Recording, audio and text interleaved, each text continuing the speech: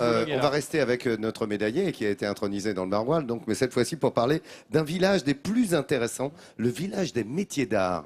Quelle bonne idée. C'est un endroit incroyable, Laurent. C'est un paradis sur terre pour les artisans, pour les artistes. Ouais. C'est à 25 km d'ici, à Dèvres, donc le village des métiers d'art. Alors ce village, il a deux missions principales. La première, offrir un cadre parfait, propice à la création aux artisans, et aussi sensibiliser le public aux métiers d'art. Donc moi, je vous invite vraiment à y faire un tour. D'ailleurs, c'est ce qu'on a fait pour vous. À une vingtaine de kilomètres de Boulogne-sur-Mer, le petit village de Dèvres est connu dans tout le Pas-de-Calais comme le berceau de la faïence. Si les manufactures ont fermé leurs portes, il reste au détour des rues les carreaux sur les façades. Aujourd'hui encore, l'artisanat fait la renommée de la commune. Dans cet immense bâtiment, une dizaine de métiers d'art se côtoient. Un espace unique en France, véritable ruche de savoir-faire où faïenciers, bijoutiers et marketeurs sont réunis dans un même lieu.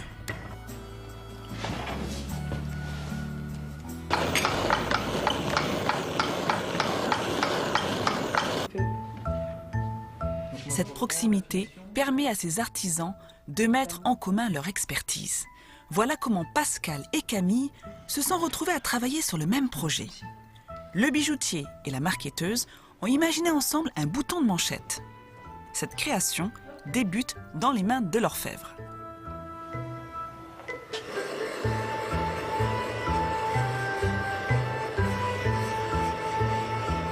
Donc là, je viens de faire un lingot, donc j'ai coulé de l'argent dans une lingotière à bascule, ce qui permet après, à partir du lingot, de faire des plaques d'argent qui serviront à fabriquer le bijou. Pour travailler ce lingot à la taille souhaitée, Pascal va aplatir la pièce à l'aide d'un laminoir. L'opération est fastidieuse. Tout dépend de l'épaisseur qu'on veut avoir au final. Là, on était à 5 mm. Là, j'ai gagné 3/10 de millimètre. Donc, si je veux descendre à une plaque d'1 mm d'épaisseur, je vais laminer pendant un quart d'heure à 20 minutes. Et pour rendre le métal plus malléable, Pascal chauffe la pièce. Après plusieurs heures de chalumeau et de scie à métaux, Pascal obtient cette petite boîte en argent. Le bijou est inimitable. Une fierté de concevoir quelque chose et de le faire à la main entièrement. Et c'est un bijou en principe qu'on ne trouvera pas dans une grande chaîne de magasins. C'est du sur-mesure. Donc c'est ce qui me pousse à travailler ce genre de bijoux. C'est désormais au tour de la marqueterie d'apporter sa touche au bouton de manchette. Camille l'incruste d'os de bœuf et d'ébène. Toutes les pièces sont découpées au millimètre près. Moi, ce que j'aime bien, c'est travailler la finesse. Vraiment des toutes petites pièces qui, plutôt assez spectaculaires, quoi, puisque c'est pas courant des si petites marqueteries avec des si petits morceaux. Régulièrement, Camille fait découvrir la marqueterie aux enfants. Avec plusieurs pièces, ils doivent reconstituer le puzzle d'une petite poule. T'as fini? Elle est belle. T'écris ton nom derrière? Ici, les ateliers sont ouverts au public de tout âge. Mais l'objectif numéro 1 reste de sensibiliser les plus jeunes à l'artisanat. À travers des jeux, Camille transmet ainsi sa passion dans l'espoir de trouver la future génération de marketeurs.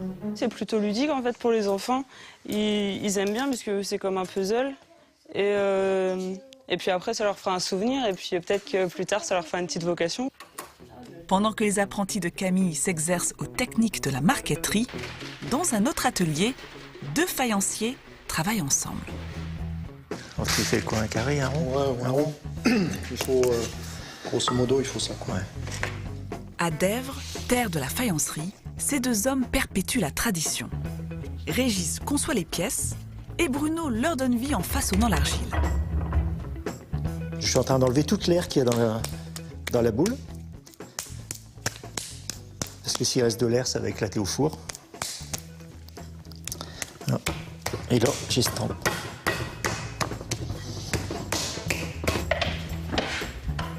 Grâce à leur collaboration, Régis et Bruno ont réalisé des prouesses techniques. Leur dernière création repousse les lois de la physique. Ce golfeur qui exécute un swing est une œuvre d'art. L'extrémité du club étant plus lourde que son axe, il est évident que la tige du club est beaucoup plus fragile que son extrémité. Et donc pour supporter le poids de l'extrémité, il faut passer beaucoup de temps sur justement la tige du club, que l'on appelle le shaft, entre golfeurs. Cette pépinière de talent est une première dans l'Hexagone. L'effervescence artistique qui règne dans ces ateliers n'a pas d'égal. Dans le Nord-Pas-de-Calais, l'artisanat est l'ADN de la région. 2200 mètres carrés dédiés au métier d'art. Alors j'ai reconstitué un petit salon là juste à côté du plateau pour vous donner un petit aperçu de ce que l'on peut trouver dans le village d'art. Il n'est pas beau ce bulldog, Laurent, en papier mâcheté, très joli, métallique. agréable. Donc on a des céramistes, des sculpteurs, des restaurateurs, des tapissiers. Alors là regardez, c'est pas mal, c'est un designer qui a inventé une table basse en bois de récupération qui fait niche également. Dans ton petit studio, tu mets ton petit chien à l'intérieur. Le bulldog en papier. Ton petit bulldog, voilà, comme ça, tu n'as pas à le nourrir, tu n'as pas à le sortir, c'est très facile. Donc, on a là, par exemple, un céramiste donc, qui aime travailler tout ce qui touche au golf, des bijoutiers. Alors ça, c'est la technique du macramé. C'est une technique de tressage particulière. Et voilà, donc une tapissière qui travaille dans les règles de l'art. Et c'est un endroit qui se visite, et c'est vrai que c'est un endroit qui est vraiment qui offre donc des ateliers pédagogiques aux touristes. C'est un endroit qui est ouvert aux touristes étrangers également parce qu'on a des guides bilingues qui se visitent également pour les personnes à mobilité réduite. Donc pour toutes ces raisons, j'avais envie d'offrir ce sourire de France à Vincent, qui est responsable de l'accueil dans ce centre. Ce centre accueille 10 000 visiteurs par an, donc encore un grand bravo. Et je tiens à souligner que c'est bientôt les Journées du patrimoine, donc le centre sera ouvert gratuitement. Allez-y. Bravo, merci à vous, largement mérité. Voilà, Valeur ajoutée de l'accueil.